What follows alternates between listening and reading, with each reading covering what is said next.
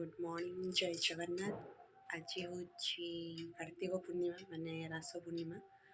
आज पंचुकर लास्ट दिन माने 5 दिन जो कहते अच्छे से लास्ट दिन।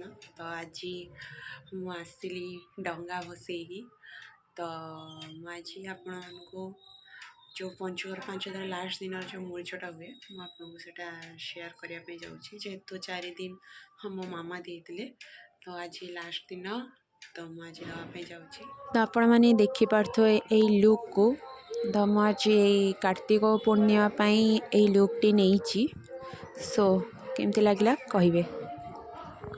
तो ये जगन्नाथ मुरुजटी पकई बाकी सब मुरुज भी मुझे पकई तो मत प्रभु जगन्नाथ को माने तांको प्रति गोटे नमनीय भाव रही तो से सब जिते भी मुरुज करे प्रभु जगन्नाथ आगे ही मुरुजटी पकाए।